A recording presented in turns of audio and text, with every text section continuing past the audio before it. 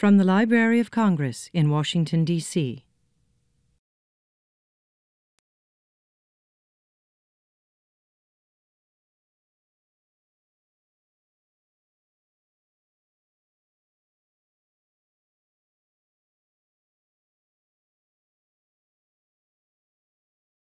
We are very, very pleased to be tonight graced with having Jörg Widmann, composer and clarinetist, and the Pacifica Quartet. We'll be talking with Sibbi Bernhardsson. And it's exciting to have people here who are going to be both performing and composing. And this afternoon, I understand you had the pleasure of looking at the von Weber Clarinet Quintet, some copyist manuscripts, and we'll talk about that as well. So we'll just jump right in and say, both you and the Pacifica are rapidly expanding an impressive roster of new music. It's really exciting. Whenever I read about you, I'm so intrigued and impressed by the scope of your activities, including just 10 days ago, the world premiere of your new oratorio, which we'll talk about, ARC, and also just, in fact, you have another piece that's being done by the same in the same venue, the Elbe Philharmonie. I'd love to talk a little bit about that, which is such a spectacular new venue in Hamburg. And I saw a reference to you and to the Pacifica as repeat collaborators. It sounds a little criminal, but how long have you been working together? Yeah. Well, we were actually just talking about it. We met in Badenweiler, Germany, and there used to be this wonderful new music festival in a hotel, and the guy who ran the hotel was also this incredibly knowledgeable person about music and was close friends with many of the leading composers, and he got the quartet to play all 5 of Elliott Carter string quartets, and then he also brought it together with Jörg Widmann to play the clarinet quintet, and I think this was like 10 years ago. Right. And we would be rehearsing, and we had never met Jörg Widmann, and then it was like after the first movement of Brahms, we all like, wow, this is going to be the greatest Brahms we've ever done because he's amazing. And then during rehearsal breaks, Jörg Widmann was running upstairs and finishing commissions for Vienna Philharmonic, and and that was our introduction to Jörg Widmann. And so we know, well, of course, we've had you a few times. And then I was looking the other day at the video of when you were here in 2010, I think, with Chamber Music Society of Lincoln Center. And it's nice to be able to welcome back people that feel like true friends, you know. We have quite a few of them here in the audience and on stage as well. But I wanted to ask you, Sibbi, a little bit about some of the new music that you're doing, and starting with a piece that's not so new, but is new to many people, and that is the Ornstein Piano Quintet. That's an amazing piece. When did you pick this up, and how did you come by it? Yeah, well, that was... we were lucky enough that we were once playing a concert in Boston, and then Marc-Andre Hamelin, the pianist, he came backstage, and the concert was George Crumb, Black Angels, and Carter 3. And he came backstage, and he was like, you know, there's this great composer that nobody knows, and his name is Leo Ornstein, and I really want to, like, actually record this piece and tour it, and I feel like we would be a good fit. And, you know, we, like, right away were intrigued. And it is actually quite a piece. And Ornstein, I don't know if any of you knew him, because I certainly didn't, but he was apparently this amazingly popular, famous pianist. And when he was in his 20s, he apparently sold the halls out faster than Heifetz did.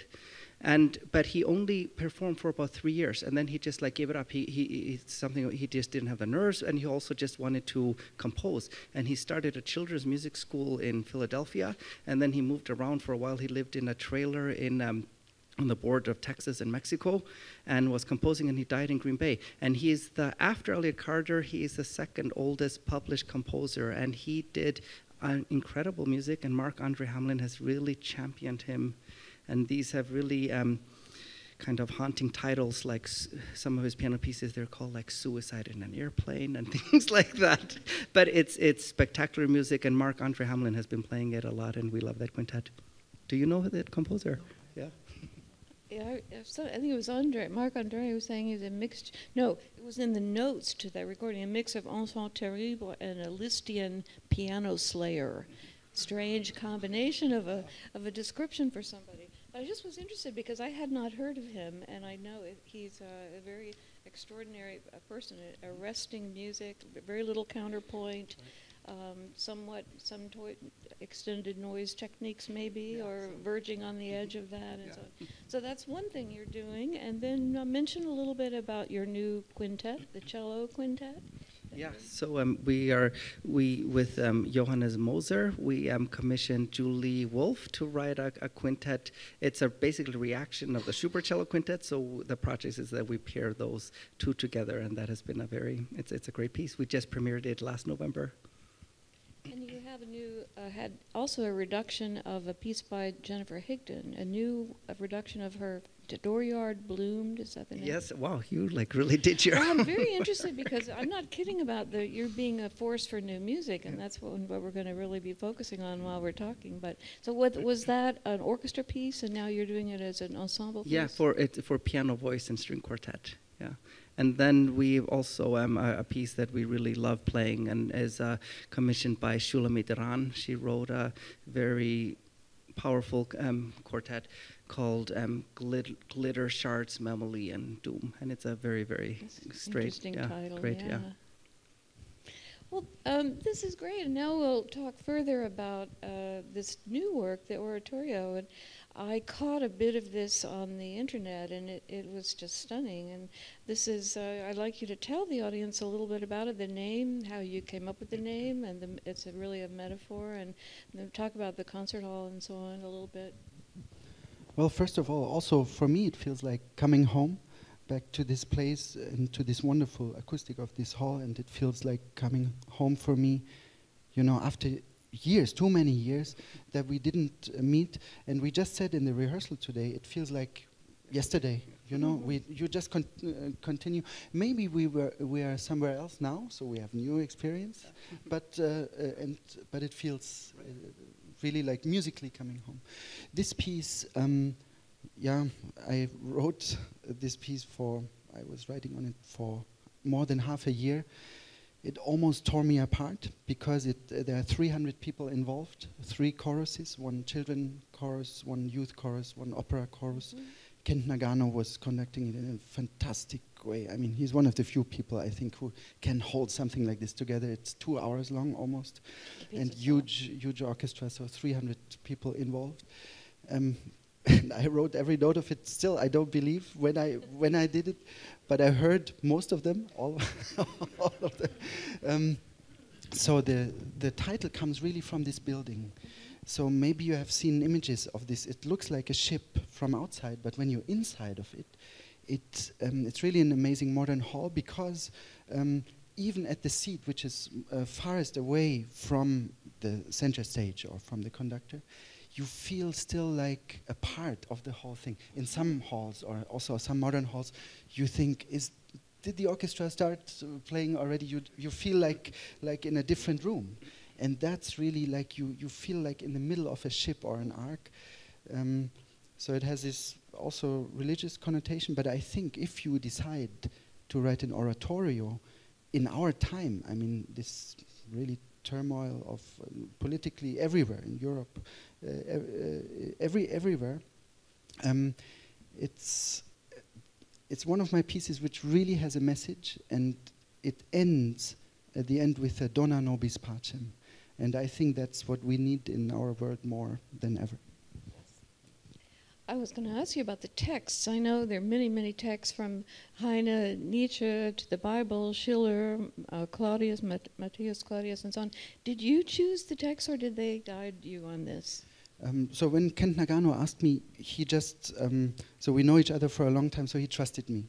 So the only wish was that there's a chorus involved, so not a purely symphonic work. So this time it was the first time I chose all these poems and poets. So it was a composition in itself, and it took me much longer than I ever thought. Mm-hmm. So this was already composition. There's one line from Michelangelo which I combine with 6 lines of Schiller. So that was already a kind of composition. Normally I prefer if I have somebody, I can work with and also disagree with. That's very important for a work sometimes, You have a librettist for my operas. Here it's half opera, half oratorio. But this time I chose these texts. And by the way, this Schiller text, it was really amazing to me because in the moment of the Dies Irae, there's the fourth part is a Dies Irae, and I strongly disagreed with the fifth, pair of lines, which is about guilt, our guilt as human beings, and that there's one day, so it will be, there's a book written, and all my sins will be read, all your. So I strongly disagreed with that, because that can only mean that in life we are already full of guilt, And it was a real crisis. I could not continue writing because I could not simply set this to music. And in these days, I found these Schiller lines from an early version of the Ode an die Freude, so this joy, which Beethoven used in his Ninth Symphony, but he did not use these lines. So if he would have, I would have never dared to even touch them. But since he did not, and it was exactly contradicting these lines, and it says like our book of guilt should be torn apart, and let's have joy. I mean, that's the simple version. It's the incredible Schiller words, but these things happen. So already the choosing the literature was a part of the composition. And the form of the piece, how did this sort of evolve over time? What kind of structure did you give it? To me, it was very clear from beginning on that since it was one of the opening nights of this new hall, so it's a new hall, and I did not want to pretend I go there and I start, with a D major chord or with a dissonant chord or with any statement. To me, it became very clear it has to evolve from nothing, actually. So there's nothing there, like chaos, like it's described in the Genesis, So I choose this light, There are these concepts, two concepts, of course, of the beginning of the word in the Bible. One is the light, the other one is the word in the Johannes Evangelium. So these two different concepts of the word, they're both represented in this piece. So it starts really with the creation of the word. It sounds funny when I say it. I'm happy I could do it in the music. But it really comes from nothing. So it means that there are only air noises. It starts only with strange noises. And it takes 6, 7, 8, 9 minutes until the first pitched tone comes. And then the word light, of course, since Haydn, we have a responsibility to set this word into music. I did it completely different. Not like in Haydn, it's this Es werde Licht, the light, bam, subito. I was more interested in a transition, from piano to a fortissimo chord. So that's the first part. The second is the flood, which many religions believe in. The Jews believe in it, the Christians believe in it, the Babylonians believed in it, in the flood. So I did not only want to write a festive piece for a festive night. So we have to know about the dark sides, and also the number 4, Dies Irae, of course, is a dark one. The third one, the center of the piece, is about love. So it does not have to do so much with the traditional oratorio form. And the last one, to me most important, when the children come on stage, they only come on stage for this piece. Message. Sounds very much like cliché when I say it now, but in 2 hours, and after you went through all these dark things, when the children, they come on stage and they just say, come on, don't deliver everything to God about peace. We have to start as human beings. So that's their message. So no matter what you believe in, we have to start it right now. So so in the end, the adults, they understand this message, and it gave me the possibility that in the very end, it really ends in a positive way. And it was I was very touched how it was received, because the people, I think, understood this very heartfelt message. Can't wait to hear it. No, I said I can't wait to hear it. Yeah, Kent Nagano, we talked for an hour on the days afterwards, because it was still staying in our bodies. And he said he also wants to bring it to the United States for sure, but it's difficult, 300 people. the stage, you have to find a stage where everybody fits. Maybe I do a somewhat smaller version. For clarinet quintet? Yes, exactly. Exactly. So I'm the child who comes, who joins you in the end. Yes, exactly. I was reading this comment from one of the singers that was involved, saying it was a cosmic experience, and Nagano was saying that this was the best room in the world to have this experience for him, that the room itself helped to contribute to the experience. And I was thinking about concert halls as spiritual spaces, and now the growth and birth of these phenomenal halls like this new one, which is so extraordinary, and also the Paris Philharmonie, which I have heard a concert in, and it's like a cathedral for music. And then you think about, people talk about the decline of classical music and so on and so on. But to me, it's very moving to know that these places are being built, and not only that, people are coming to them in droves. I know the Paris one, they're saying they far exceeded the number of people they expected to have in the first year. And I was curious about this one. As I understand it, it's a concert hall that presents many kinds of music, right? Yeah. So the spiritual dimension is the first thing when you enter this hall. That's one of the first things, and I agree. In Paris, it's similar. They are not that far away from each other in aesthetic As the pictures I saw, and the futuristic approach. But futuristic approach sometimes means a little bit cold, sometimes. But here there's a certain warmth about it as well, and it's great acoustics. Still, of course, I mean, we could research a lot now. So I think it will take some time to really fix some problems. Is too much. It's fantastic acoustics, but with these forces involved, chorus and orchestra, you can't really know afterwards, And I will be the day after tomorrow. I will be in Paris in this hall. Oh yeah. You'll love it. Yeah, no, it's fantastic. Well, it's wonderful to just chat in general, but I wanted to get you guys to talk a little bit about your quartet that you'll be performing tonight. And is this one of the more dramatic quartets in your repertoire? I would think so. Dramatic is exactly the right word, because actually he asks us to do all sorts of extra musical things. Like, we do a fair amount of shouting, we get to whip our bows, we get to slay our cellist. And so I think it's exactly right. This is probably the most dramatic piece, but it's a really, really exciting piece. It's really hard. We're going like 160 miles an hour.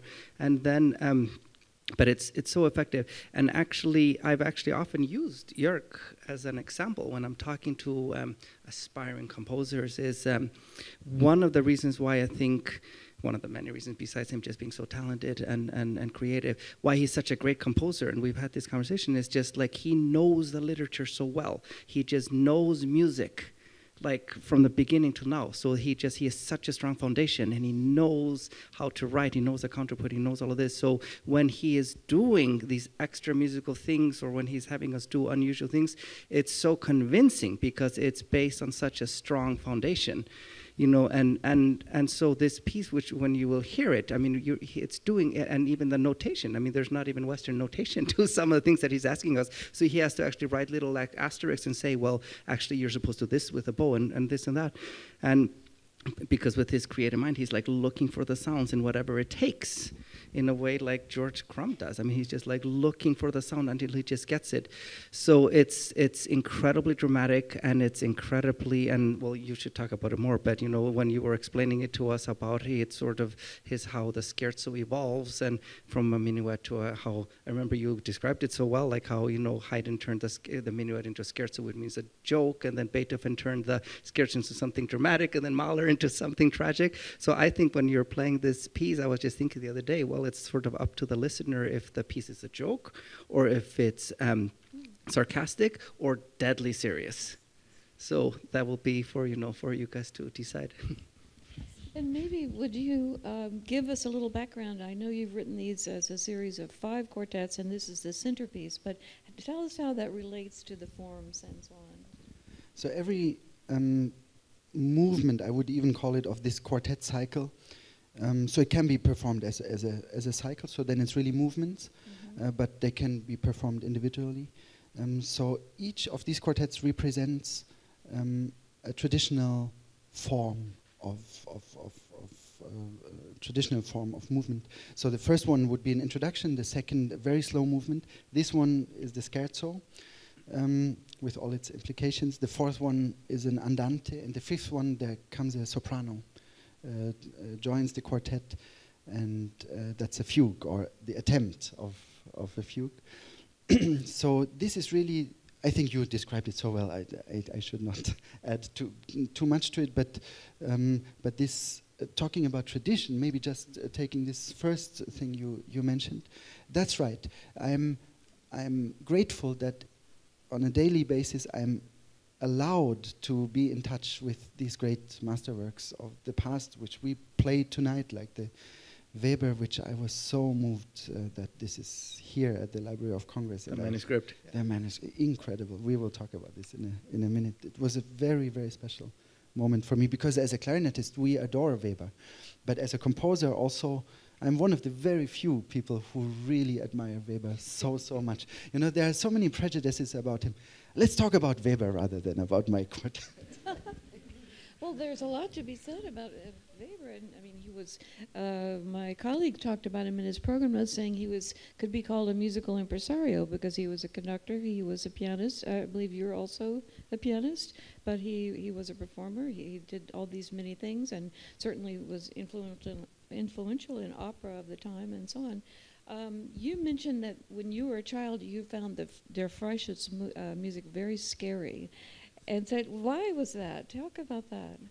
I was so scared, but really scared. You know, it was not a being scared. You see a theater and you understand that they want to make you being scared. I was really shaking in this Wolfschlucht scenery, you know, the dark scenery of Samiel.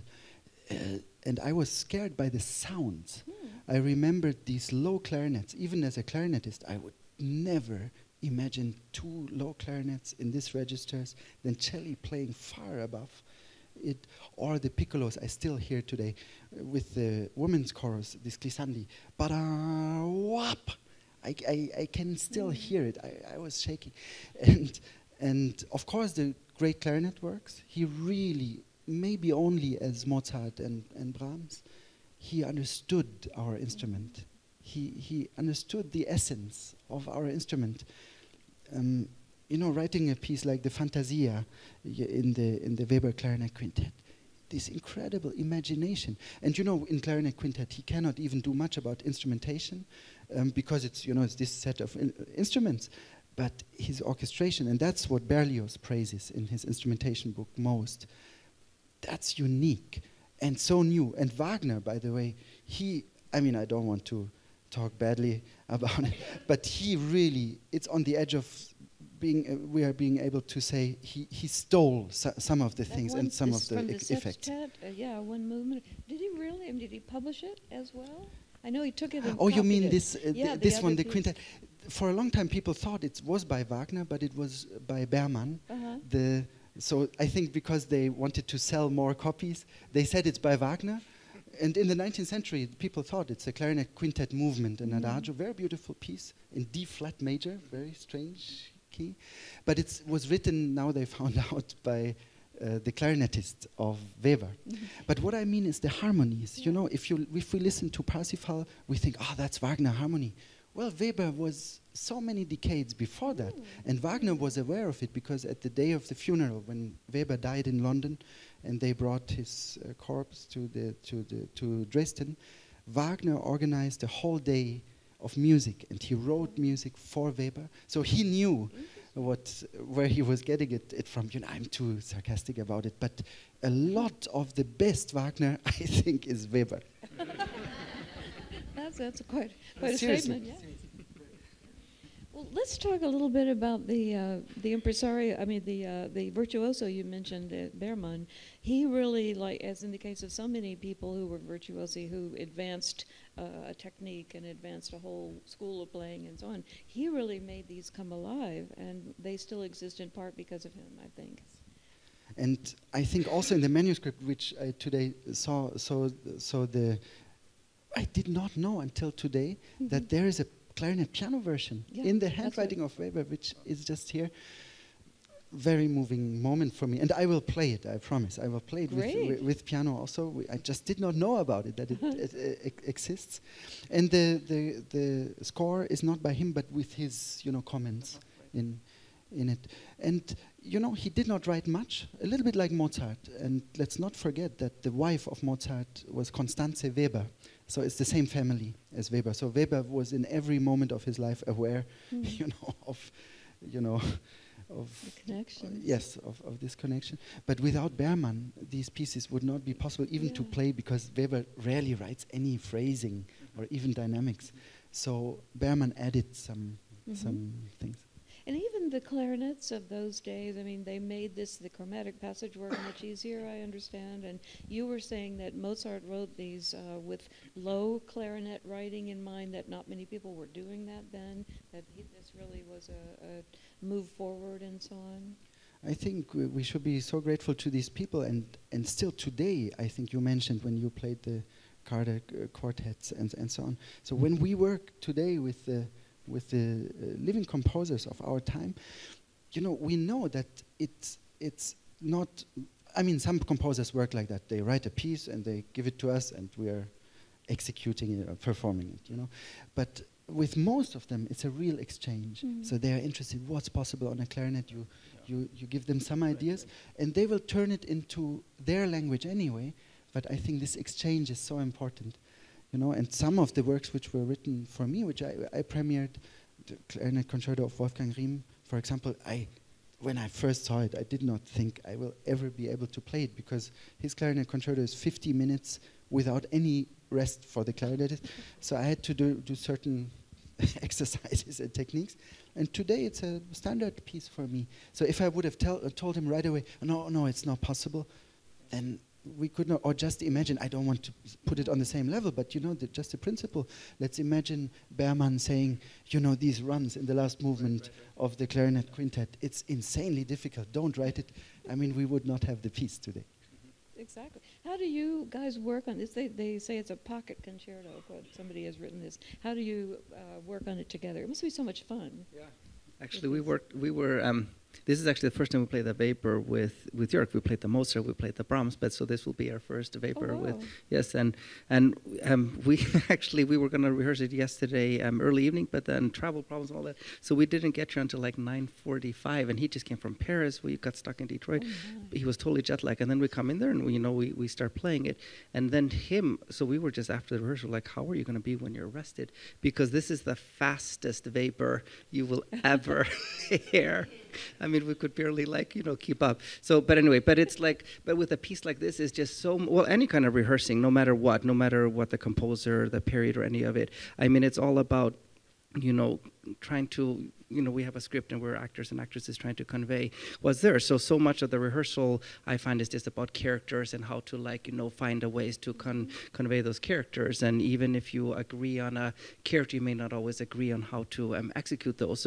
So much of us, what we were doing yesterday was trying to convey the spirit, and that means like timings or tempo or this and that. So that's all we were doing, but no different than if we were doing the Brahms, I think, or... That's right, but at the same time, really discovering in a way, right? Because it's so original. Yeah, I think we were smiling when we did the third movement. It's called Menuetto, which is actually wrong. I think. I mean, you are not able to dance this menuet in no way possible, because it's so fast, and should be. I'm convinced. So it's on the edge of being still a menuet, but he calls it that way, and the end of it is just, I don't know any piece like that in the 19th century, which ends with bom, bom, bom, pop, pop, pop, pop, pop. That's it. It's a question. Only bones. It's almost a modern day composer would even add Colenio to it. But you found a color which it makes it sound really modern in a way.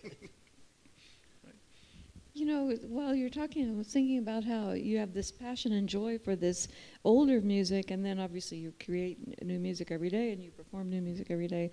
And thinking about a comment I wanted to ask you, Jörg, so you've said your music is meta-modern, or you're interested in meta-modernism. And your colleague, Per Masumi, has said that working with you is like having one foot in the past and not in the present, one foot in the past and one foot in the future. That. Wow. And yet you're in the present together. But talk about this idea of meta-modernism. I don't remember when I said it's a nice word. I should maybe use it. No, but seriously, this to put it that way is a beautiful way. You know, one foot in the past and one. It reminds me of last time we were sitting here. We were talking about the Messiaen Quartet of the End of Time, about the angel which has one foot, you know, on the ground and the other one in water, in the Apocalypse of Johannes. I can't think differently. You mentioned that Weber was a conductor, a pianist. You know, for me, this tradition never stopped. I think it happened maybe in the 19th century that people specialized, and then suddenly there was the concept of the maestro, you know, conductor, ingenious conductor, you know, who does all these magical things. Then strange composers who at their places write this strange music. Then the virtuoso, you know. To me, it felt always strange, this, you know, that it went apart so much. To me, it's music, you know, and to me, it's still valid, this approach of music. Last week we talked with Richard Ikar, who's the man who conducts the Academy of Ancient Music, and like you, he was saying, we were talking about, you know, things, technical hand positions, and do you change your position from keyboard, from the piano to the clavichord, and he said, no, I don't really. He said, I hear the music in my mind, and that's what I want to come out. Right. For you, it's the same with your techniques as a string quartet. Right. Yeah, no, exactly. That's exactly right. And I was back to the string quartet. I was going to ask you about I know you don't want to talk about the Hunt quartet, but let's talk for a moment about the extended string writing and those techniques in there. Are those challenging? Yeah, I mean, you have to figure it out. So, I mean, but now that we figured out, no, they all like make so much sense now. They like seem, you know, natural. But there are different techniques you'll hear. Like he has us do not only just collegno, which is when you hit with a stick of the bow, and a lot of composers use that, which has a very kind of a specific, like it's percussive, but has sort of overtones as well. But he has us like play around with where we hit it on the fingerboard, which creates actually a whole different set of pitches, which is amazing. And then he has us, in the beginning, we are whipping our bows, but we're doing it in unison, so that creates actually a sound. And then we are actually scrubbing the hair with the bows, and it also creates a very specific and very appropriate for what is going on in the character. But I want to stress what I said earlier, like all these sounds. I mean, I just, knowing Jörg and having done this piece, is like, you know, you must have just, I don't know how you even found these sounds. You were looking for some kind of character, some kind of mood, and I don't know if your sister helped you, or like, you know, to find like this. His sister is a wonderful violinist. So like, you know, if you were just like experimenting, because since I was mentioning George Crumb, once we were working with him on the Black Angels, and there's this place in the Black Angels where yes, you have thimbles, and we're supposed to do this thing, a pizzicato and like a thimble, and then it's all amplified, and we just, you know, we were doing it, and it's like, yeah, you know, and he doesn't play the violin. It's like, well, yes, it's nice, but then he took my violin, and then he put these thimbles on, and he just like made this like incredibly magical sounds, and like watched it, and he just told me he had been just like in his office or in his room, he was just like, had some sound in mind, and he was just like looking for it until he just finally found it, so no matter what it took. And so all the extra musical sounds you hear in his piece, I mean, they just have such an emotional, specific meaning, which is why it's a great piece and why you're a great composer. I don't know, but it has a dramatic meaning also. I mean, mentioning this very beginning of the piece, what I liked about it, the gesture you make is a very brutal one, but the sound which comes out is very subtle. I like this combination of and then the piece starts. So it all starts in A major, the piece. It's really clean, positive A major. So to me, that's composing, putting together things you would not imagine, all the sounds Sibbi just mentioned, being combined in a piece which starts in A major. To me, that's already composing, putting these things together. And here in this piece, it's a real drama. And at some places, the piece was premiered, by the way, also in Baden-Weiler at this place by the Arditi Quartet, who did all kinds of modern things in their life. You know, they probably did every sound from burning a violin to, you know, to the most silent sounds. And they were laughing and stopping, and because the sounds were new to them. So sometimes I'm not a string player, but for this piece, I spent half a night with a cello just to experiment how it feels, and I experimented with some of the sounds. There's one behind the bridge, you know, these when you press on a certain part and then trill, and I think that's really new sound. But it's not good because it's new or bad because it's new. But I think there are some new sounds. I take it what I said jokingly before that I joined you as a child. It comes from me like it's like a child would be at a piano. It would probably not play a C major chord in middle register. It would probably move to the edges of the piano and repeat. So this kind of being curious, that's very important in my music. And this is the piece with the Papillon quote, right? And I've read other people say, oh no, it's a Beethoven 7th Symphony, it's rhythms and so on, but that isn't correct. But So tell us why this quote. I needed a simple rhythm. Since it's called the Hand Quartet, I needed a very clear Hand rhythm. And the Hand rhythm throughout all centuries is bum ba dum bum ba dum bum ba dum bum ba dum, and that's of course Beethoven 7. You all know in the first movement of Beethoven 7, which was really a revolution in music history, I think, because when you look at the score, it really looks like a pattern of a wallpaper, even because everything is less important in this score than the rhythm itself. You find this rhythm throughout this whole movement. I was very impressed by that. But you're absolutely right. The quote, it's only turns up very quickly and then it goes to a different direction. I have to tell you the truth. I was not even aware. And I'm such a Schumann fan, but I was not aware in this moment when I just had to start the piece with this positive gesture. So I started with this. Hey, and then comes this, which is actually an old German folk tune, which Schumann used in the Papillon. And then I admit on page 4 or something, I had the feeling I know this from somewhere. And then I did some research on it, and actually it's a very important motif in Schumann's life. It also turns up in the Davidsbündler Tänze. It turns up in the Eichendorff songs in a slow version when the text says, I wish I would be a bird, then I would fly over the seas, you know. Then it's the slow version.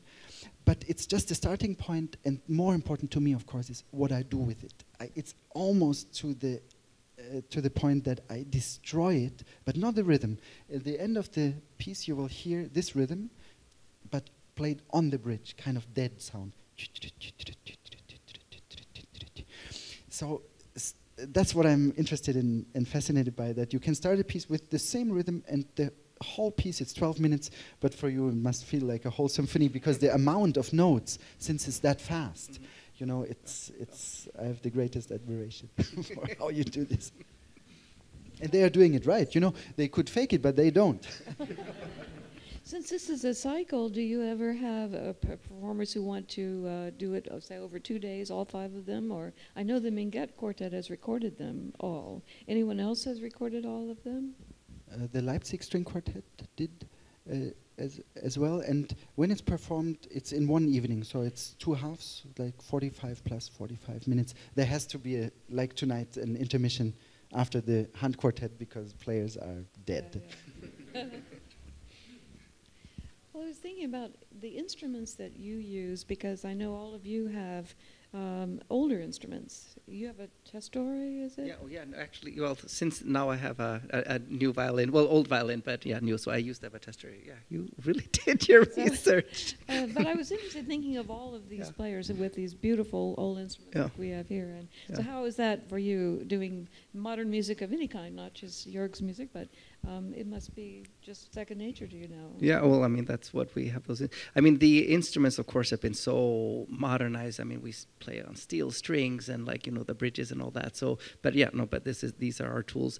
But, you know, you are right. In our quartet, we do have old instruments. My instrument was made in 1712. Simin's instrument was made in 1710. Masumi's instrument was made in 1619. And our cellist, Brandon, he has one of the oldest. There are only 2 cellos still that exist by that maker, Gaspar de Salo. His cello was made in 1580s.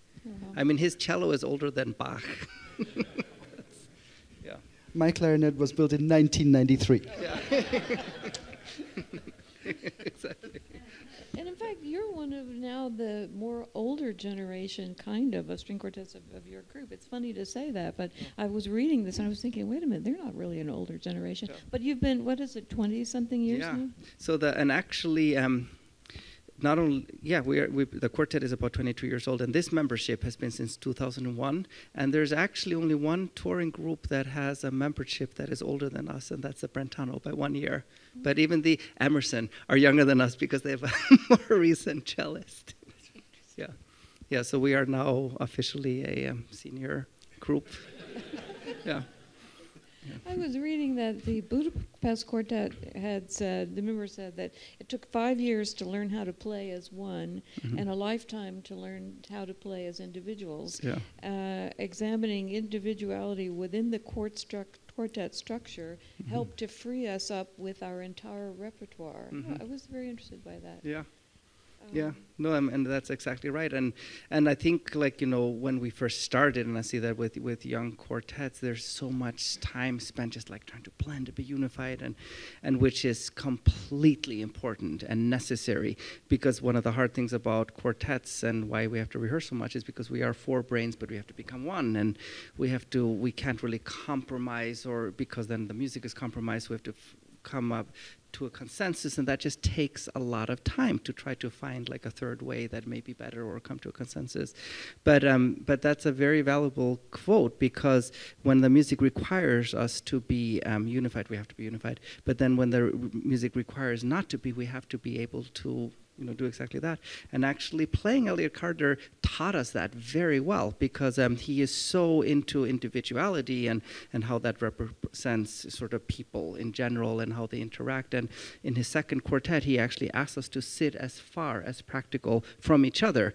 And we actually keep as a character throughout the entire piece and are kind of oblivious of each other, but it still somehow works.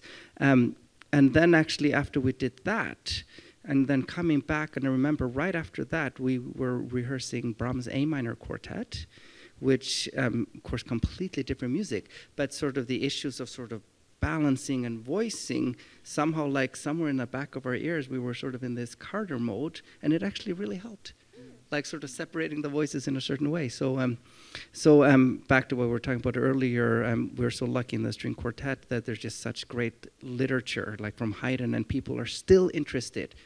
Jörg is still interested in writing quartets. For some reason, this medium is still so fresh and exciting.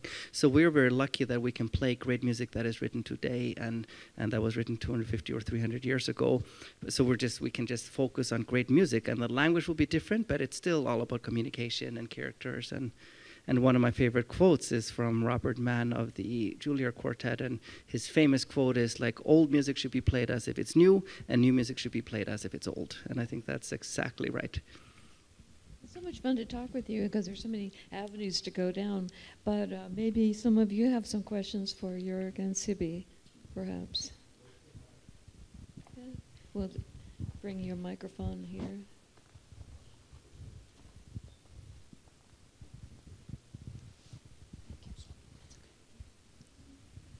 Thank you very much. I just wanted to ask you mentioned about the essence of clarinet and how Faber understood it. Could you describe what the essence of the clarinet is for you? It's a very good but very tough question to answer. I'm happy that I have the clarinet tonight to answer it in my way. I think this incredible ability of the clarinet to develop the sound from nothing and at the end of the note to let it disappear in nothing. That's especially in this Weber quintet. You will hear in the second movement, there's one place which was in music history not done before. There's an echo place. You play fortissimo, a chromatic scale, so just recently developed technique. Mozart did that technique. There are also echo effects, but here it's spectacular, on the edge of being heard. An oboe, beautiful instrument, but that's for sure not the foremost character which would come to your mind when you think of an oboe. So this, or take the Mozart clarinet concerto, just air and this piano melody which is pianissimo when it comes back.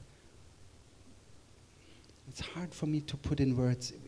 It's also something when you play it, you feel there is some great music, but it's kind of against the instrument. So we have to fight it. It does not make the music worse. You know, don't misunderstand me, but here the music is so fantastic, but it's written for this instrument.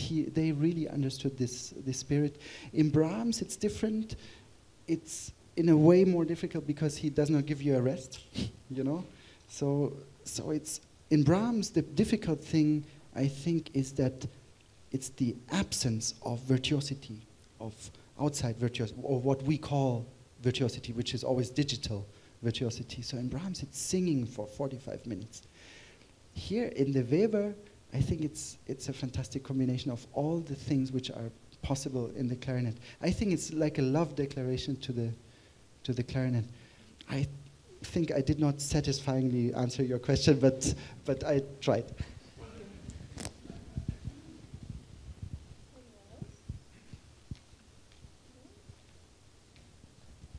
Well, I think we're good. Anything else? Final thoughts, gentlemen? No? We're just really looking forward. It's great to play in this great hall with so much like legacy and history. And yeah, thanks for having us. Thank you. Yes. Thanks so much.